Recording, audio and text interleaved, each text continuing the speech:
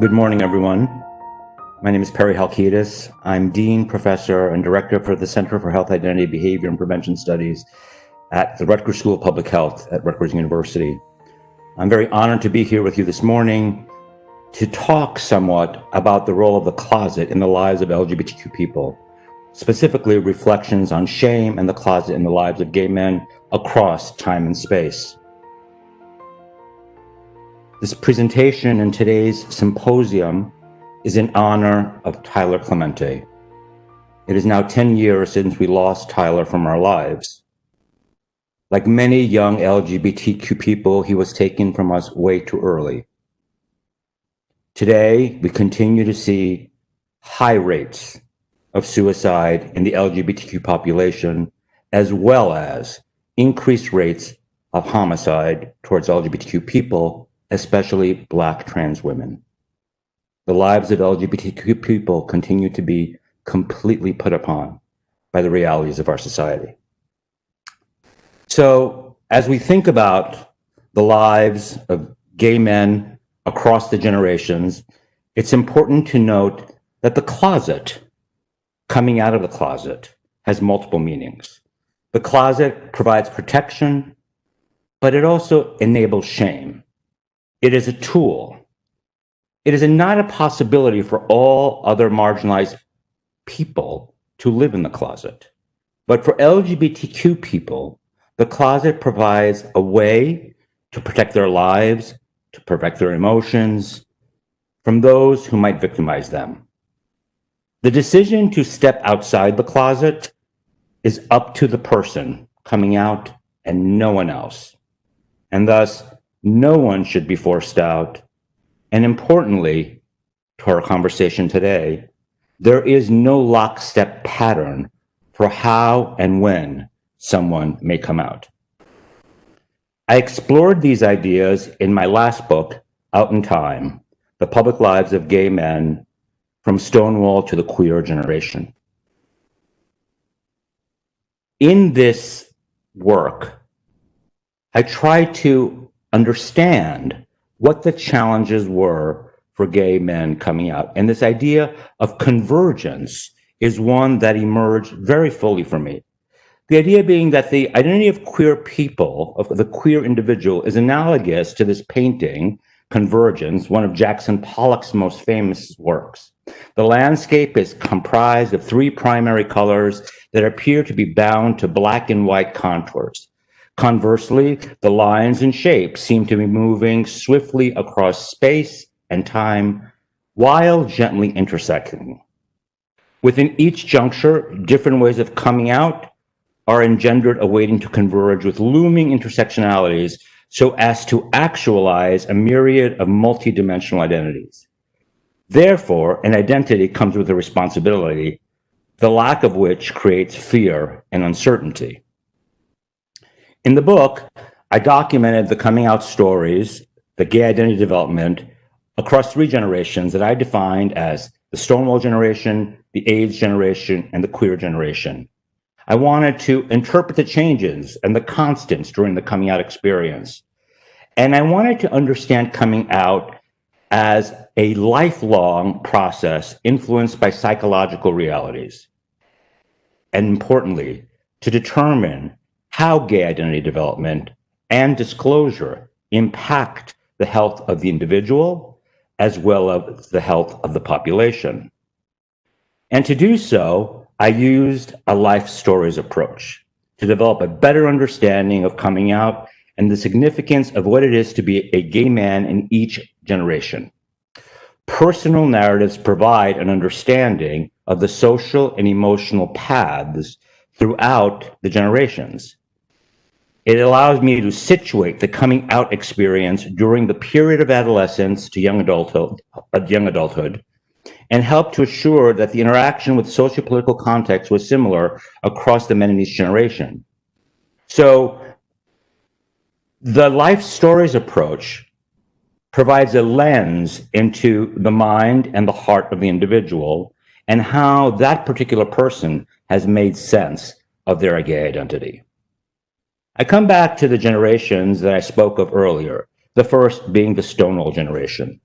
For this particular group, I interviewed 5 men, ranging in age from 62 to 78 years, and whose lives were defined by this extremely important moment in history, 1969, the Stonewall riots in New York City, which is marked by many as the beginning of the LGBTQ rights movement.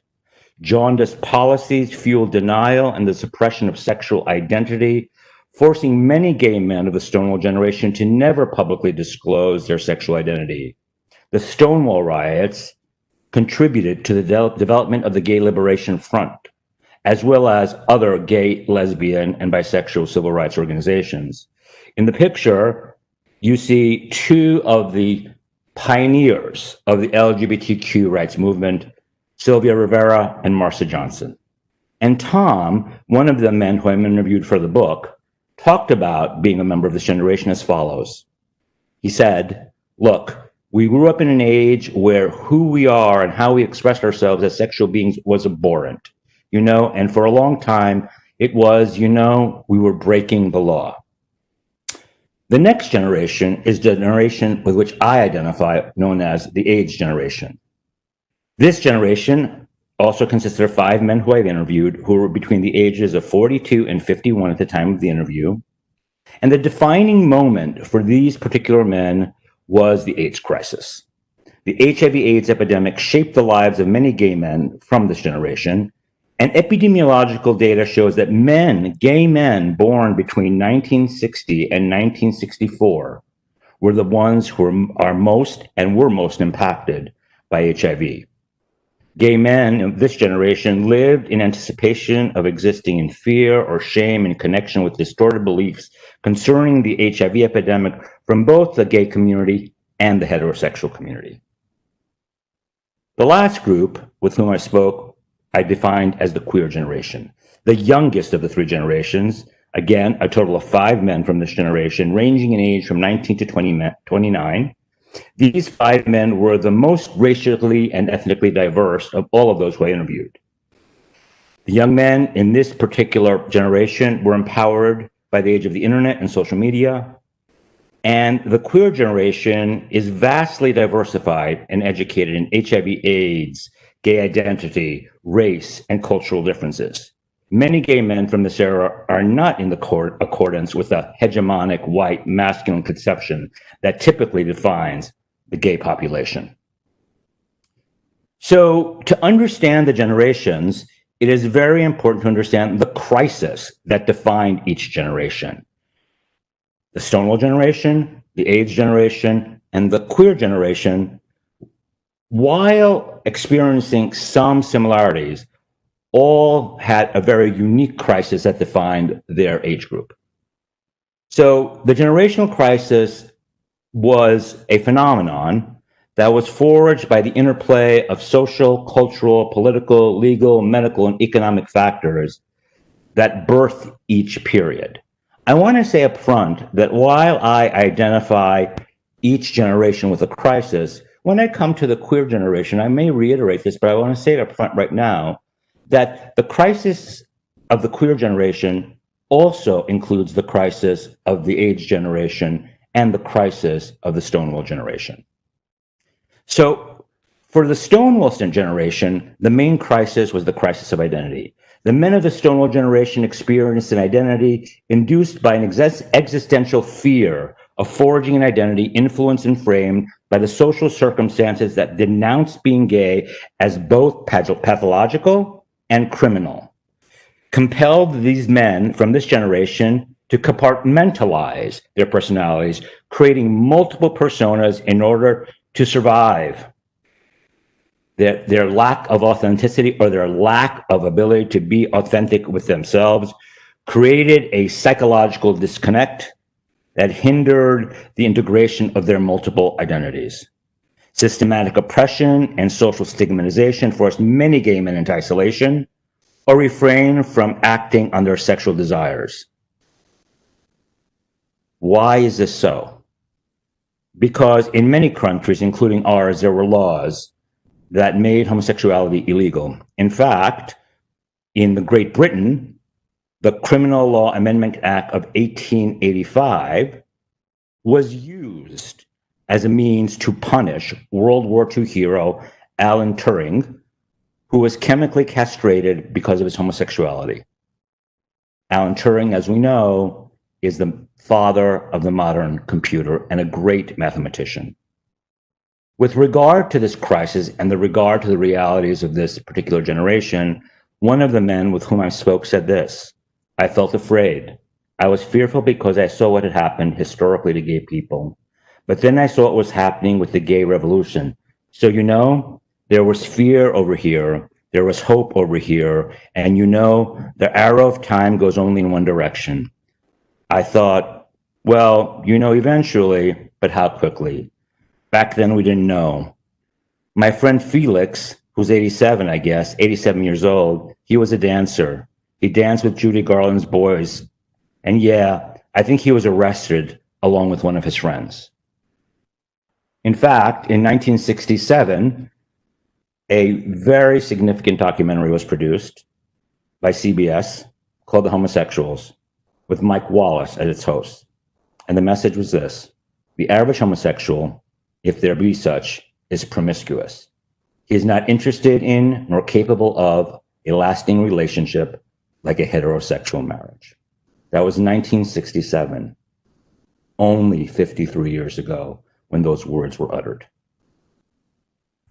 The crisis of AIDS defined the generation which is my generation, men born in the United States during the 1960s, particularly between 1960 and 1964, were most impacted by this disease. Not that men from the Stonewall generation or the queer generation are not, they were also, but it was primarily rooted in men in this age group. The HIV epidemic instilled in everyone a fear of the unknown, a precarious future or none at all. AIDS began to define coming out. Coming out is not only then tied to a sexual orientation, but to HIV status. And for many gay men who became HIV positive, disclosure of their sexual identity often accompanied disclosure of the HIV status. And so in that regard, one of the men with whom I spoke said, I recall seeing this film. It was a film made on TV about Ryan White, and it stirred up feelings of sadness. It was hard to hear about the story of this child with HIV. At that time, he was considered an innocent victim. When I heard this terminology, it made me feel shame. Back then, I felt like I was guilty, a guilty victim since I contracted the virus. This was a 53-year-old man who I named Emilio, who was talking about the Ryan White story, which appeared in 1989. Headlines like this appeared in the New York Times, and statements like this were made by Senator Jesse Helms, who said, we have to call a spade, and perverted human being a perverted human being, referring to gay men and the onslaught that AIDS created in the lives of gay people. Finally, the youngest generation that I've defined as the queer generation is defined in my mind primarily by a crisis known as the crisis of failure. The financial crisis has left an indelible mark on the lives of members of the queer generation. According to the U.S. Bureau of Labor, during 2017 to 2018, unemployment rates were particularly high for young people. For men between ages 20 and 24, it hovered around 7 and 8%. For 25 to 34-year-old men, the rate was around 4%. These numbers are certainly worse now post-COVID. And the economic crisis of the era was affected by the major political upheaval, identity politics, financial and economic instability, and the chaotic nature of a post-9/11 reality, one that we face very much to this day. The economic meltdown of 2018 specifically created subpar and unfavorable life conditions, especially for gay men of color. How easy is it to come out depends, on your economic status, one of these men said. Can you financially support yourself if worse comes to worse? If you were kicked out of your home, could you support yourself? Or do you have a network of people that can help you? And location as well. If I were to come out in Charlotte, where this person was born, or a smaller town versus New York, there would have been difference. There are more services here. And if I were kicked out and be homeless, there are more services in New York than in a smaller town. But coming to now, there are more services in general. But is it easier than other generations for us to come out? I'm not exactly sure. And Joel Stein wrote about this phenomenon of the financial crisis, the post 9/11 world for this generation, for the millennials, who define most of the queer generation as follows. Their development is stunted. More people ages 18 to 29 live with their parents than with a spouse. In 1992, the nonprofit Families and Work Institute reported that 80% of people under 23 wanted to one day have a job with greater responsibility. 10 years later, only 60% did. Very easy in this article to point the finger at the younger generation. I, on the other hand, have a different approach. Some members of the previous generation demean the experience of younger people. But I think that the crises of the younger generation, of the queer generation, are no better or no worse than the ones from before. They're just different. And young gay men coming of age now certainly have to deal with the financial realities of our time, have to deal with COVID, have to deal with an uncertain future, also have to deal with AIDS because AIDS has not gone away, and also have to deal with reconciling their gay identity. And so it is a cumulative effect that young people continue to face. And while certainly social and political conditions have in some ways become better, and media representations have put LGBTQ people in the forefront, it is still a difficult psychological process for people to come out to their families, to their friends, in their work, and in their lives. And that's what I want to attend to right now. Coming out and developing a gay identity.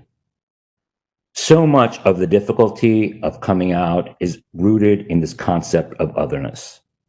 The challenges of being gay commences at a very young age and persists throughout the course of our lives. At the center of all of these challenges is an embedded feeling of otherness. Gay men seek to become self-actualized by integrating their gay identity with other aspects of who they are as people as a whole. The processes are complicated by ongoing societal conditions, but also exacerbated by the gay community itself, where conceptions of maleness and normalcy, issues of racism, and other such conditions facilitate and fuel drug use and sexual risk. Otherness is a sense of living on the outside of a heteronormative society and culture, and is often how gay men understand themselves. If unchecked, it can serve as a source of loneliness and social isolation, contributing to other psychological burdens that give rise to numerous health disparities, including but not limited to HIV. Gay men's relationships to the microsystem of families and the macrosystem of society serve as the source and weight of the otherness that we must endure. Coming out to our parents serves as an initial step for many, as a means to make sense and integrate this otherness, diminishing the negative impact that feelings of other difference may have in our lives. However, this feeling of otherness does not just fall from the sky. Gay men's feelings of otherness, feeling that something is different about them, begins at a very young age. The understanding is that otherness is an indicator of one's sexual identity. It is reinforced by social settings and groups such as families, neighborhoods, schools, communities, religious congregations, and workplaces, and within local, state, and federal governments. Loneliness is one outcome of otherness. Loneliness is a palpable reality for gay men, which drives risk and diminishes overall physical and mental health. In 2016, in an article, journalist Michael Hobbs articulated the impact of loneliness in the lives of gay men, connecting this burden to feelings of otherness and the masking of sexual identity, the masking or the closet in which many of us live for a very long time. Loneliness doesn't truly ever go away and continues to permeate our existences, even when we are physically, romantically, and emotionally not alone. A snowball effect in which the feeling of different or other or less than or knowing but hiding leads to ongoing attempts to try to fit in and suffer the silence. So even when we're out of the closet, we are still trying to fit in because we have spent a lifetime trying to fit in. One of the men with whom I spoke says it as follows. I was kind of fooling around with a friend of mine who was on the crew team, but like again, was mostly like mutual masturbation and stuff. And he had a girlfriend. And then it got weirder and weirder the longer I was there because I realized that I were to come out, it was like I looked like a weirdo if I come out there. And so I got really depressed at one point about that because I feel like by the time of my sophomore year, I was like, now I just come out if I'm going to just be like the weirdo because there's no reason for me not to come out before in this place. Does that make sense? In other words, this young man was negotiating his sexual behavior with his sexual identity, but couldn't reconcile the two and didn't know if it was safe for him to come out. In fact, many individuals fear coming out. The notion of other causes many gay men to be in a state of uncertainty about coming out. Self-development, however, will be stunted if gay men are unable to embrace this otherness and integrate it with the rest of their lives. But that does not mean that one should be forced out of a closet. One should be enabled in their own time and in their own space to come out. Feelings of otherness are exacerbated and in many ways heightened by parents who portray their children's sexuality as abnormal, bizarre, and morally wrong. And as a result, many make a decision to stay in the closet until it is safe to do so. I myself, in 1981, came out as a gay man, but only after I left my home and went to school at Columbia. Here's what another man said who I interviewed. My best friend at the time, I kind of had dissociated myself with him because he came out. I mean, he was all about Madonna. His entire locker was nothing but Madonna. Madonna, Madonna. My locker was right next to him, and I was all Janet Jackson. It was all Rhythm Nation, Control. You know, and so we have like dueling battles of the divas, but yet like I didn't even admit to being gay. And he was really brave. He said, fuck it, I'm gonna come out. And he did, and he was bullied. Awfully. Some member of the age generation who shared that story who chose to stay in the closet because he saw what happened to his friend who came out. And so the decision about when to come out, as I stated earlier, has to be in control of the person who's living the life.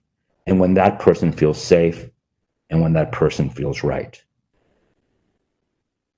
So in 2010, The Guardian reported the findings of a poll conducted by Stonewall, which is a community-based organization in the UK. 1,500 openly gay, openly LGBTQ, actually, people were asked about the age in which they had come out. Among older adults, age 60 and above, the average age when they came out was 37 years of age. For individuals in their 30s, the average age was 21 years of age. Among people between the ages of 18 and 24, it was 17 years of age. With each generation, gay men have started to come out at a younger age. Living in a more enlightened era has contributed to lowering the coming out age as generations continue to evolve. However, the LGBTQ population continues to confront the perpetual need to explain and clarify who they are, since coming out is an ongoing process that lasts a lifetime. We just don't come out once. We come out our whole lives. And I challenge every heterosexual person who's listening to this or watching this to imagine a life where they had to come out as straight every time they met someone. It's sort of like you're taking hold of your identity and that tattoo. I'm owning this identity. I'm gay. I'm a man. I've got a pink triangle on me. I'm gay. It means I can't take it off. That's what Juan, who's 19 years old at the time of the interview, said about coming into his own being as a gay man. Gay men must go through stages of development from childhood to adulthood in order to reconcile their identity. They must interpret to learn who they are aside from what is directly surrounding them. For many of us, especially older gay men, there were not these media representations in front of our eyes. Then we need to internalize, to incorporate perceived knowledge into ourselves and understand that we are separate from our social and physical environments. And finally, reconciling our identities, integrating into our overall well-being while we evaluate social norms and while we seek to achieve and maintain our gay identity. Some men are able to transition from one stage to the next swiftly. However, sociopolitical conditions, cultural circumstances could delay such a process. For example, this was the case for then former Governor Jim McGreevey, who kindly was able to come out in 2007 and said, "I am not apologizing for being a gay man, but rather for having a personal feelings impact my decisions making and for not having had the courage to be open about who I was." Again, the challenge of living in a heteronormative world and wanting to aspire to a higher office such as government was not in the governor's understanding of how society worked. And so he chose to live a closeted life until he could not live a closeted life. Becoming a gay man is a unique journey that we each embark upon in our search for identity, and it's a road we take in our lives. From birth, human beings are blank canvases that come to life with each intersecting brushstroke that delineates the sexual identity of gay men. I'm proud, I'm out, and there's no hidden parts of me. It has to do with maybe my way of looking at relationships. But what it is, like to be a gay man, doesn't resonate all that much for me. I've been out for a very long time and sort of part of my fiber. And that was told to me by a young man named Yasser, who was able to fully integrate his identity into his being after several years of negotiating what it meant to be a gay man. Coming out for children is often predicated on coming out to their parents. There are no lockstep, certainly easy ways to tell your parents that you're gay. This is particularly challenging for young men, young women, young trans folks who come from cultures that have very rigid conceptions of masculinity and femininity. Irrespective of generations, telling your parents about the most intimate part of yourself never gets easier. To be clear, while parents are often tolerant, they're not always accepting. And tolerance and acceptance are not synonymous and should not be conflated. In fact, a Pew Research Institute report published in 2015 found the following. That 57% of parents would not be upset if they learned their child was gay. 39% noted they would be upset in some way, and 17% reported they would be very upset. So more than half of those who were interviewed in 2015 indicated an upset. So then how safe is it for the young person to come out who probably has a very clear awareness of the feeling of the parents before even beginning the process of preparing to come out? And here's the quote from one of the men with whom I spoke, Jeremy, 26 years old at the time of the interview, who said the following. Once I did that, came out, and everybody was more accepting, it was like I said, my dad's just changed for the better. It was weird. And just being able to be myself around my family, because that's kind of where I used to be. You know, I was always myself around my family. But then when I decided to accept to be me, that I was gay, I wanted them to know too. And I wanted to be okay with coming out and them knowing that. Then me bringing, friends over that are gay or to have a boyfriend. And while Jeremy tells a very nice, a very accepting, a very loving story of his family, and which is also the case for me, that is not necessarily the norm. And for many, the result is rejection from the family. And we know very clearly from the research that familial rejection is often a source of suicidal ideation for young LGBTQ people.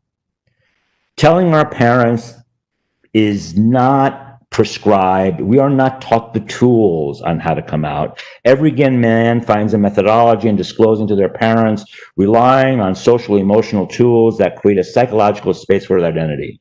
Most of the men whom I spoke utilize some form of written or multimodal communication, such as letters or electronic mail or text, to disclose to their parents. No matter the generation, disclosing your sexual identity to our parents never gets easier, as I said earlier. And this letter is very, very telling and very illustrative of what many gay men go through. And this was written by Emilio, 53 years old, who wrote to his parents this letter before he went and visited them in upstate New York. He said, "Dear Mom and Dad, boy, I don't even know where to begin with this letter. It probably is the hardest thing that I will ever have to write.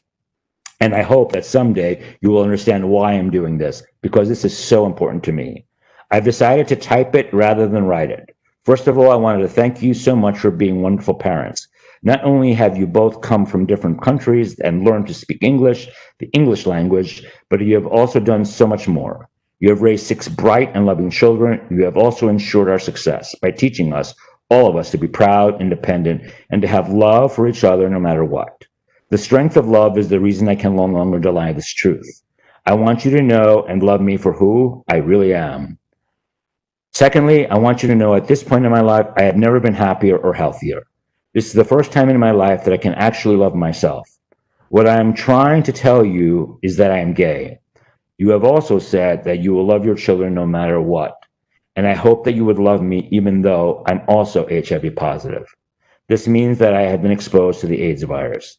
There's a chance that I might progress to AIDS, and there's also a chance that I may not." And he continues to tell his parents the rest of the story of his life in his letter. And he concludes it with love and support. All is a possibility. Many gay men, however, do not come out to their parents. This was the case of my husband. Some gay men never usually utter the words, "I'm gay," to their parents. And there's an unspoken understanding that develops over time. Very common for older men, for men of the AIDS generation and Stonewall generation who use nonverbal disclosure. But this seems to have fallen out of favor for younger gay men. But even with this nonverbal recognition, families and parents have to realign their relationship with their child and in the process learn to emerge as parents of a gay child. When faced with challenging situations, emotions, some men take a more compartmentalized approach, such as this, keeping their sexual identity separate from other aspects of their life, especially when it comes to their family. And then there are those situations when we are forced out. Now and then, the opportunity to disclose to our parents is precipitated neither by choice nor by the result of a crisis, but by the result of a crisis before we can uncover the truth. One narrative that I heard happened to a 21-year-old. The parents needed to repair their son by sending him to a therapist when they found out by another family member that he was gay. Well, when I was 21, he decided he was going to send me to a psychiatrist to get fixed. Yep, I'm going to get fixed by Dr. M. I went to him twice, in which he ultimately apparently decided to tell everything to my father that I said in sessions, which is a huge breach of ethics, as you know. The coming out experiences in relation to our families and our parents shadow so much of our lives, are rooted in our feeling of difference that precedes our abilities to understand our sexuality.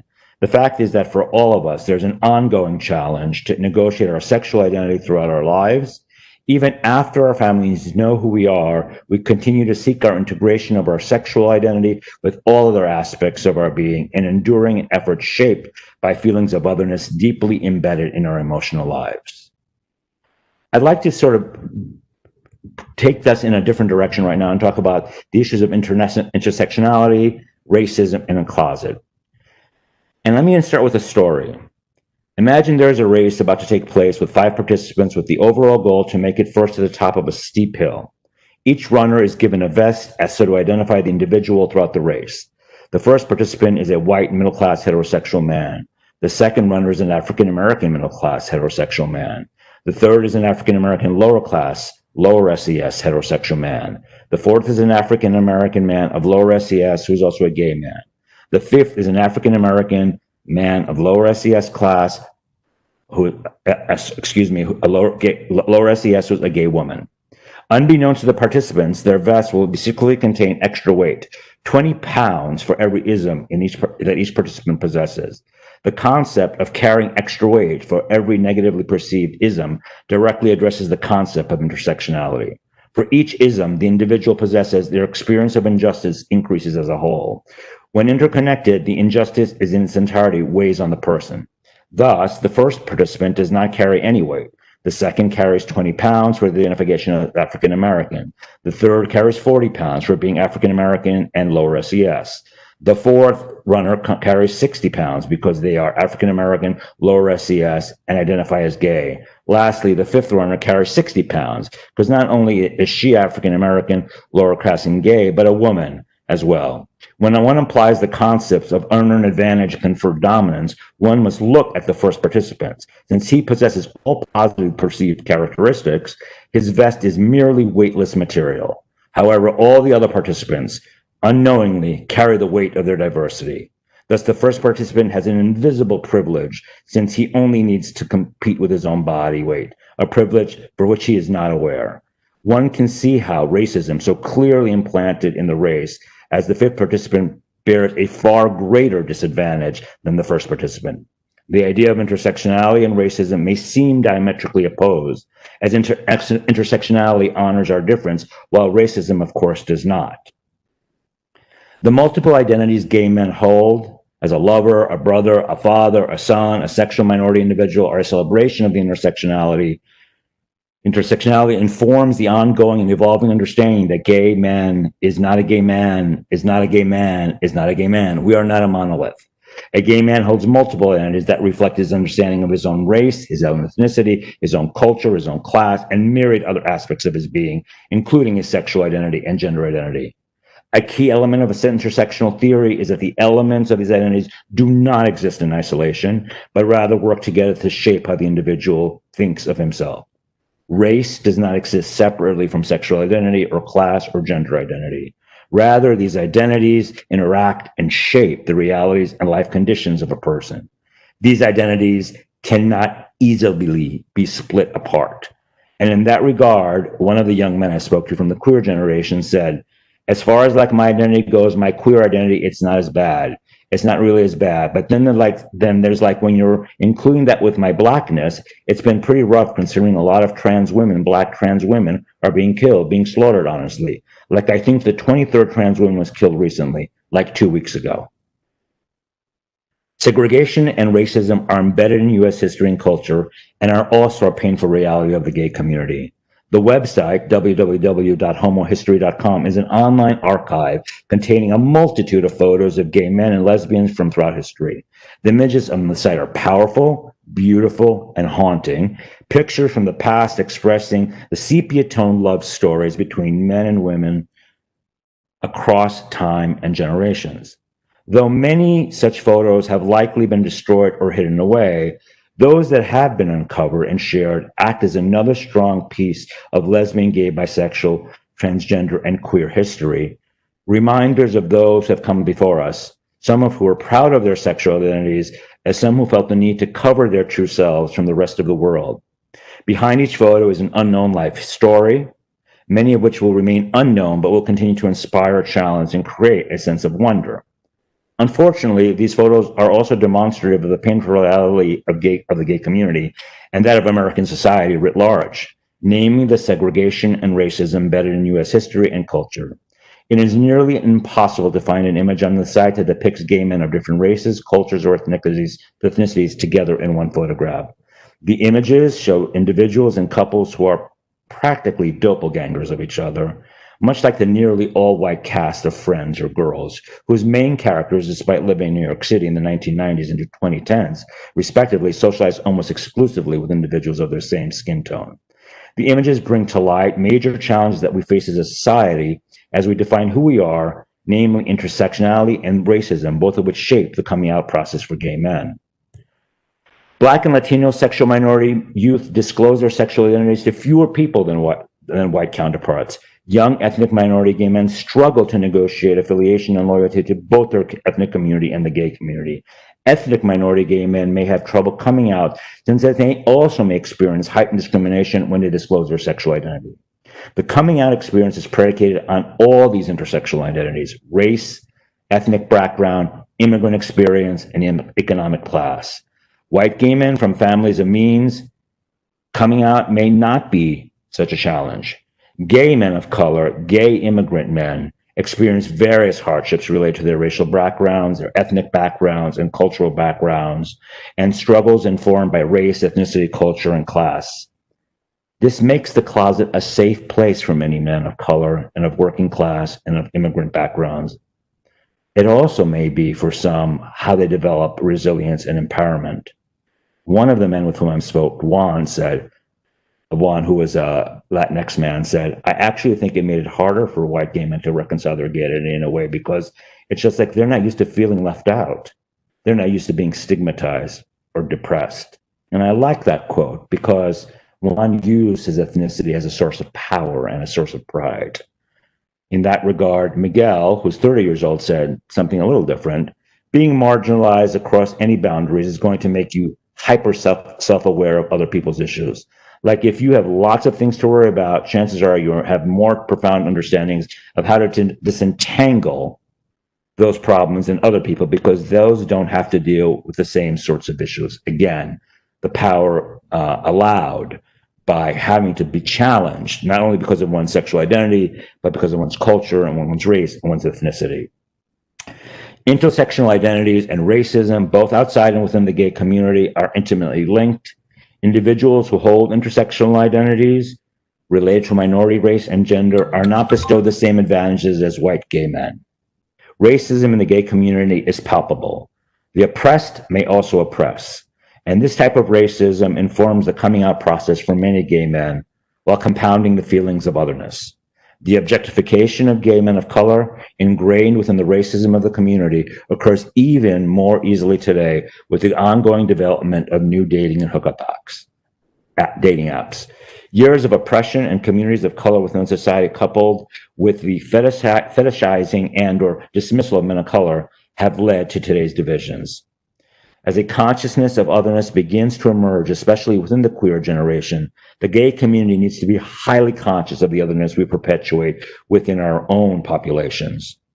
We must possess deeper understandings of how race, ethnicity, and intersectionality as a whole play into the experience of young men today. And one young man, Reed, who is Asian, described it as follows. I had just moved to Chicago and went in the bar by myself and got a drink or whatever, and I paid with $20. And he gave me the change back, and I was pulling it away to leave him a cash tip, because that's what everybody does. And I heard him turn around to this other bartender and say, that, and then he used a bad word to describe a Chinese person, over there didn't leave me any money. Be sure he doesn't get served anymore, which I heard just blatantly loud. And so I emailed the management and I said, hey, I want to use this establishment. I want to come to this establishment. I'm not mad. I will still continue to support you guys, being a small business and because of where I live and work in the area. But I just wanted you to know if this happened and that this was said by this person, a bartender. And their email response I got back was, quote, this is the mindset that we have in Chicago. You're going to have to get over it. We must recognize that our battles are ongoing, that the fragility of our rights that we have won over time are very fragile. And moreover, we must not forget that our history, namely the efforts of the Stonewall generation to love openly and the AIDS generation to defeat the physical and social and emotional ravages of the virus epidemic, continue to this day. The battles and advances of the past have led us to engage in the current dialogue, say, about intersectionality and gender and race and culture. But we need more than discussions. We need to put to work efforts to become a community that respects our diversity and seeks to ameliorate the undue stressors that people of color and queer people experience. As the queer generation leads these efforts, it's imperative to remain aware that if we do not collectively support the lives and totality of the LGBT population, then we create division within our own population. Those who truly hate us will use this division as an opportunity to chip away at the progress we've made over the last 50 years. I want to conclude by talking about dignity. Dignity, coming out in our lives and living one's life with pride is a critical important, but it is also about dignity. And I have this quote here of the late, great, notorious RBG, who said, "When a couple contracts a bakery for a wedding cake, the product they are seeking is a cake celebrating their wedding, not a cake celebrating heterosexual weddings or same-sex weddings." And that is the service Craig and Mullins were denied. This was a Supreme Court case about a baker refusing to make a cake for a same-sex couple. And so these battles continue to this day. Resilience, both as a trait and a dynamic adaptive process, is something that we learn to develop. And dignity is an attribute that gay men and lesbians and transgender people and queer people are not given. It's not something we're granted. It is something that we have been earned throughout the course of our lives as we face unknown challenges. The U.S. Constitution was not designed to protect the lives and dignity of LGBTQ people. Many battles were fought as a means to earn our advantage and confer dignity to our population. The battles manifested in the Stonewall riots of 1969, the 1913 suffrage parade, the Newark Rebellion of 1967, and all of these uprisings that gave voice to those who were oppressed and those who were not given equal rights under the Constitution. I'm going to play this YouTube video for you just to share some more thoughts. San Diego just wrapped up its Pride celebrations, and while June is the designated Pride Month, there's an effort to continue this momentum of acceptance year-round. I'm joined now by Dr. Perry Halkitis, who is the Dean of the School of Public Health at Rutgers University and an LGBTQ health researcher. Welcome. Thank you for having me. So, as you know, June was selected as Pride Month in part to commemorate the Stonewall riots. Can you just briefly tell us about that period of time and the significance? June 28, 1969 was a historic day for LGBTQ people. It is the day in New York City at a bar called the Stonewall Inn in Greenwich Village that LGBTQ people of all races, cultures, sizes, and shapes said to the police, "You're not going to arrest us anymore. You're not going to come in and harass us anymore." And there began a multi-day set of riots where LGBTQ people fought the police and demanded that they have the right to love and live their lives openly. And that is marked as the beginning of the LGBTQ civil rights movement, happening at the same time as the African American civil rights movement is, the women's civil rights movement happening, and it is marked, June is therefore marked as the historic indication of the beginning of LGBTQ pride, and therefore we celebrate Pride in June. And you've written a book about this period, and in it you talk about the generational differences between gay men. And in what ways would you say a gay man's experience today might differ from someone a generation before and even a generation before that? I mean, it would be very easy to say it's easier to be a gay man now than it was 50 or 60 years ago. And in some ways it is. There are higher levels of acceptance, although in the last few years that's also been on the downslide. There are more representations in the media of LGBTQ people. However, the feeling that a young person has when they're 3 or 4 or 5 years old, of feeling different, of feeling othered, is pretty consistent across time. And the messages that we receive from society, that all marginalized people receive from society, including gay men, that they are lesser than, permeates every single generation. So I think the psychological process is similar. What is different is the representation of LGBTQ people in our society at large. You write that pride should be celebrated year-round. Can you explain why that's so important? What I want is a celebration of every person, of every diverse culture, gender, sexual orientation, to fill our history books all year long. Only then do we say, look, America looks like this. Until we change that, America continues to be this sliver of white straight men. And can you tell us about, there's a chapter in your book where you touch on substance use and the effect of gay men's health. Can you expand on that? Sure. I think that what I've learned over my research program over the last 2 decades is that when individuals are marginalized, when they are put upon, when they experience stressors, when they experience harassment, they often don't have the coping mechanisms to deal with those negative feelings. Substance use is one way that people, not only gay men, but other folks, ameliorate those feelings, lessen those feelings. The problem is when the substance use gets out of control, it becomes a dependence. So my argument is if you want to get rid of substance use in the gay community, you have to have more tolerance and acceptance and love of LGBTQ people. And how could we as a society promote that?